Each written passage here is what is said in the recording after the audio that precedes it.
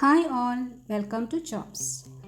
ഇന്ന് ദുബായിൽ വൈറലായിട്ട് അത് നല്ല ട്രെൻഡി ആയിട്ടും പോയിക്കൊണ്ടിരിക്കുന്ന ഒന്നാണ് Dubai viral karak chai cream toast. അത് നല്ലൊരു ബ്രേക്ക്ഫാസ്റ്റാണ്. വളരെ സിമ്പിൾ ആൻഡ് ഈസി ആയിട്ട് ഉണ്ടാക്കാൻ പറ്റുന്നൊരു ബ്രേക്ക്ഫാസ്റ്റാണ്.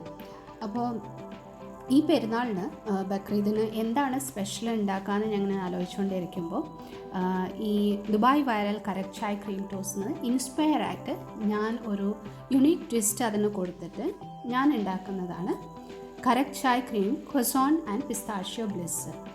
ഇത് ഡെസേർട്ടായിട്ടാണ് ഞാൻ ഉണ്ടാക്കുന്നത്, പക്ഷേ നിങ്ങൾക്ക് ബ്രേക്ക്ഫാസ്റ്റ് ആയിട്ട് വേണമെങ്കിൽ ഉണ്ടാക്കണമെങ്കിൽ അങ്ങനെയും ചെയ്യാവുന്നതാണ്. ഇത് ഭയങ്കര ഫ്ലേവർഫുൾ ആയിട്ടുള്ള ഒരു ഡെസേർട്ടാണ്.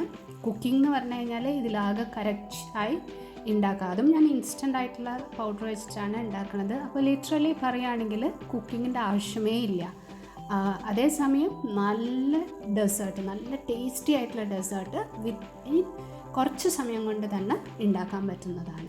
അപ്പോൾ അതെങ്ങനെയാണ് ഉണ്ടാക്കാമെന്ന് നോക്കാം. അപ്പോൾ ഇൻഗ്രീഡിയൻസ് എന്തൊക്കെയാണെന്ന് നോക്കാം. ഞാനിവിടെ ഇൻസ്റ്റൻ്റ് ആയിട്ടുള്ള കറക്റ്റ് ചായ് മസാല വിത്ത് ജിഞ്ചറാണ് എടുത്തിട്ടുള്ളത്. അത് സാഷേസ് ആയിട്ട് അവൈലബിൾ ആണ്, അപ്പോൾ അതാണ് ഞാൻ എടുത്തിട്ടുള്ളത്.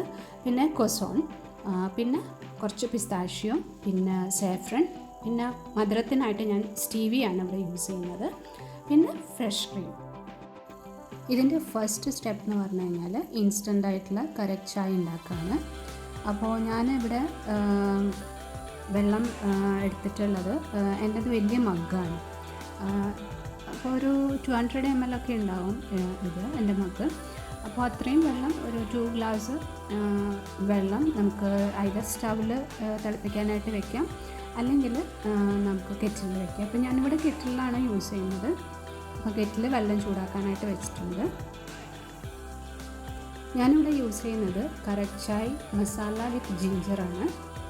എനിക്കിതിൻ്റെ ടേസ്റ്റ് നല്ല ഇഷ്ടമാണ്. ചെറിയൊരു ജിഞ്ചറിൻ്റെ ഒരു ഫ്ലേവർ കിട്ടുകയും ചെയ്യും ഇതിനകത്ത്.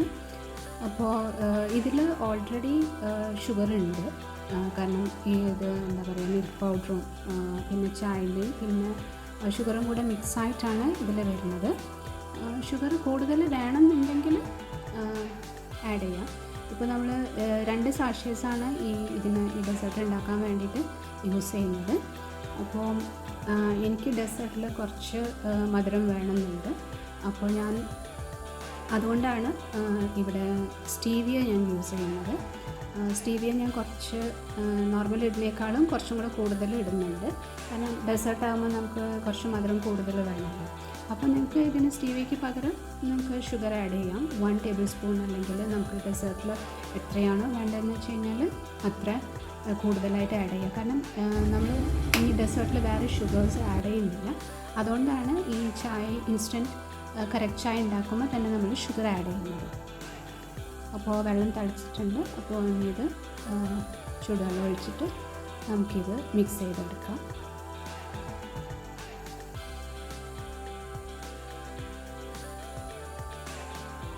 നന്നായിട്ട് ഇളക്കിയിട്ട് അതിൽ കട്ടകളൊന്നും ഇല്ല എന്നുള്ളത് നോക്കണം.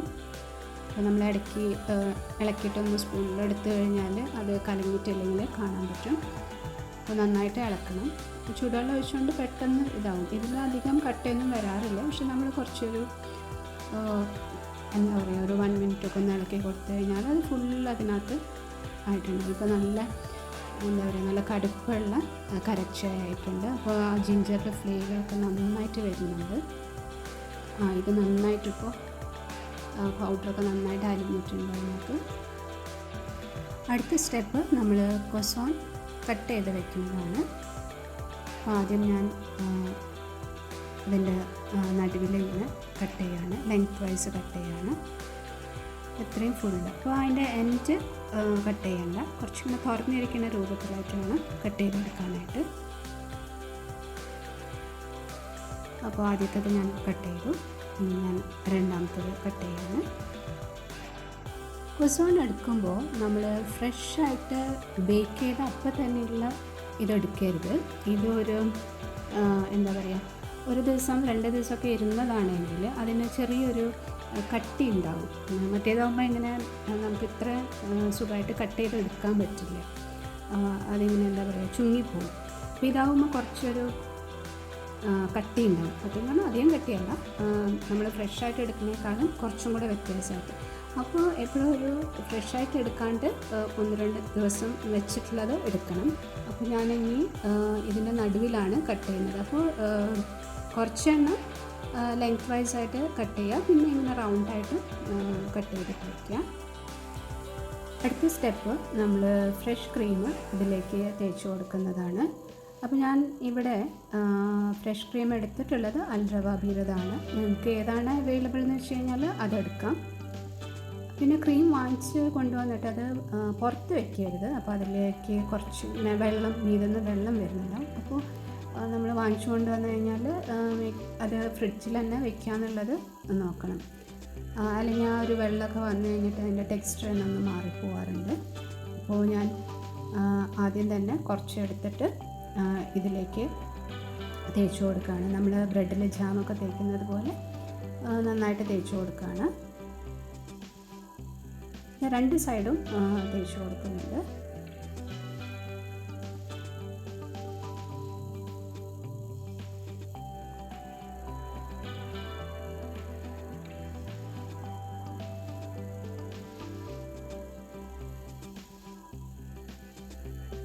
ലൈറ്റായിട്ടല്ല തേക്കുന്നത്, കുറച്ച് അധികം എടുത്തിട്ട് തന്നെയാണ് ചെയ്യണത്. പിന്നെ ഞാൻ ഇതിലേക്ക് പിസ്താഷ്യോ ആഡ് ചെയ്യുന്നുണ്ട്.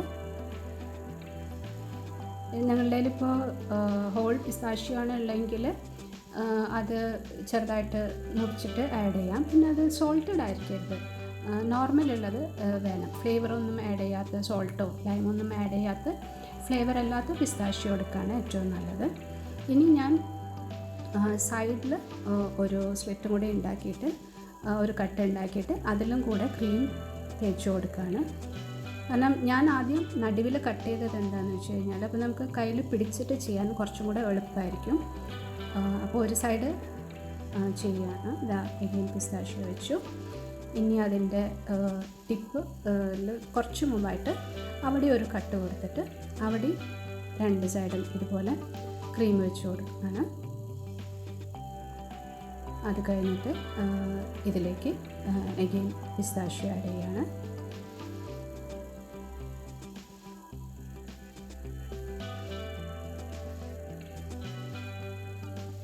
ഒരു സൈഡ് കഴിഞ്ഞു. ഇനി ഇതേ സെയിം സ്റ്റെപ്പ് തന്നെ അടുത്ത സൈഡും കൂടെ ചെയ്യാണ്. എഗെയിൻ ഒരു കട്ടാക്കിയിട്ട് അവിടെ സെയിം ക്രീം തേച്ച് കൊടുക്കുകയാണ്.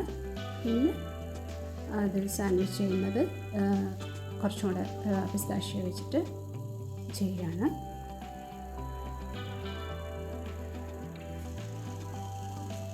അപ്പോൾ ഒരെണ്ണം ചെയ്ത് കഴിഞ്ഞിട്ടുണ്ട്. ഇനി അടുത്തത് ഞാൻ ചെയ്യുന്നത് ലെങ്ത് വൈസ് ആയിട്ടാണ് ചെയ്യുന്നത്.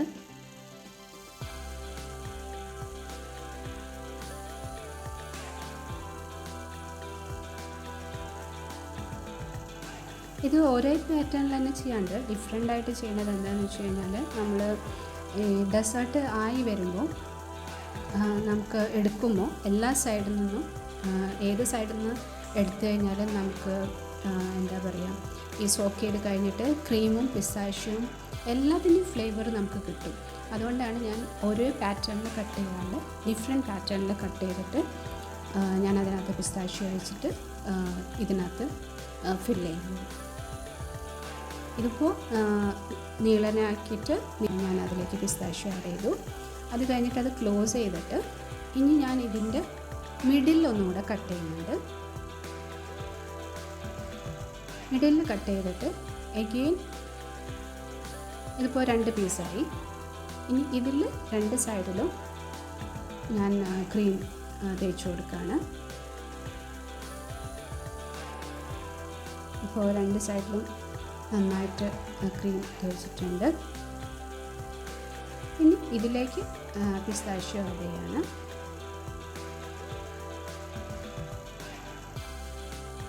എന്നിട്ട് അത് ക്ലോസ് ചെയ്യാം.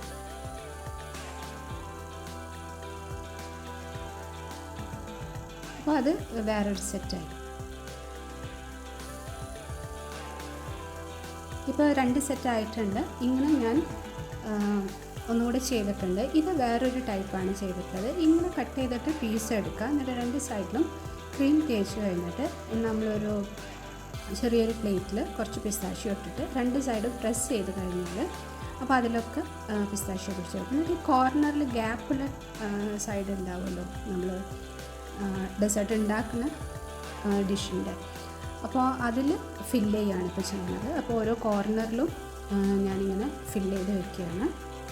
ചെറിയ ചെറിയ പീസ് എടുത്തിട്ട് ഫില്ല് ചെയ്യുകയാണ്. എന്നിട്ട് ബാക്കി സൈഡിലൊക്കെ നന്നായിട്ട് പിസ്താഷ്യോസ് ആഡ് ചെയ്യുന്നുണ്ട്.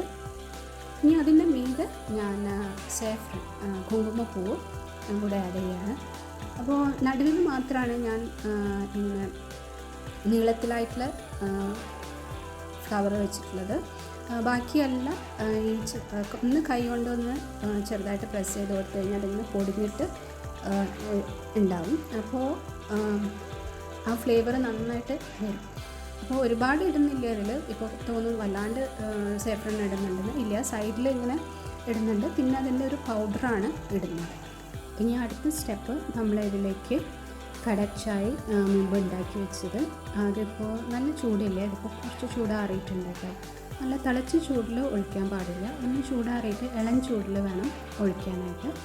ആദ്യം നമ്മൾ കുറച്ച് കുറച്ചായിട്ട് സ്പൂൺ വെച്ചിട്ട് ഒഴിച്ചു കൊടുക്കാം. അത് മീതെ കൂടെ പതുക്കെ പതുക്കെ ഒഴിച്ചു കൊടുക്കണം. ആദ്യം കോർണറിൽ, പിന്നെ നടുവിൽ, അങ്ങനെയായിട്ട് ഒഴിച്ചു കൊടുക്കാം. അപ്പോൾ നമ്മൾ സ്പൂൺ കൊണ്ട് ഒഴിച്ചു കൊടുത്തപ്പോൾ അതൊന്ന് സോക്കായിട്ടുണ്ട്. ഇനി നമ്മൾ കപ്പ് വെച്ചിട്ട് കുറച്ച് അധികമായിട്ട് ഒഴിച്ചു കൊടുക്കണം. പക്ഷേ നമ്മൾ ഫാസ്റ്റായിട്ട് ഒഴിച്ചു കൊടുക്കരുത്, പതുക്കെ പതുക്കെയായിട്ടാണ് ഒഴിച്ചു കൊടുക്കേണ്ടത്. അപ്പോൾ ഈ സൈഡിൽ ഒഴിച്ചുകൊണ്ടിരിക്കുകയാണ്. ഇനി ഞാൻ കോർണറിലും ഈ സൈഡായിട്ട് ഒഴിക്കുകയാണ്. സ്ലോ ആയിട്ട് ഒഴിക്കണം, പെട്ടെന്ന് ഒഴിക്കരുത്. ഒരു ഗ്യാപ്പ് വിട്ടിട്ട് വേണം ഒഴിക്കാനായിട്ട്. ഇതിപ്പോൾ മറ്റേ സൈഡിൽ ഒഴിച്ചു കൊടുക്കുകയാണ്. നമ്മളിപ്പോൾ ഒഴിച്ചു കൊടുക്കുമ്പോൾ എവിടെയെങ്കിലും ഗ്യാപ്പ് കാണുന്നുണ്ടെങ്കിൽ അവിടെ ഫില്ല് ചെയ്യാം. നമുക്ക് ക്രോസോണും പിന്നെ ക്രീമും പിസ്താഷ്യോയും വെച്ചിട്ട് എല്ലായിടത്തും ഫില്ല് ചെയ്യാം. അപ്പോൾ ഇത് ഒരു 10-15 മിനിറ്റ്സ് വെച്ച് കഴിഞ്ഞിട്ട് ഉള്ള ഡെസേർട്ടാണ്. ഇത് ഇപ്പോൾ തന്നെ കഴിക്കാൻ റെഡി ആയിട്ടുണ്ട്. അല്ല ഫ്രിഡ്ജിൽ വെച്ചിട്ട് കുറച്ചൊന്ന് തണുപ്പിച്ചിട്ട് കഴിക്കുന്നതാണ് ഇഷ്ടമെങ്കിൽ അങ്ങനെയും ചെയ്യാവുന്നതാണ്. എല്ലാവരും Karak Chai, ക്രോസോൺ, pistachio bliss try ചെയ്യണം. Thanks for watching.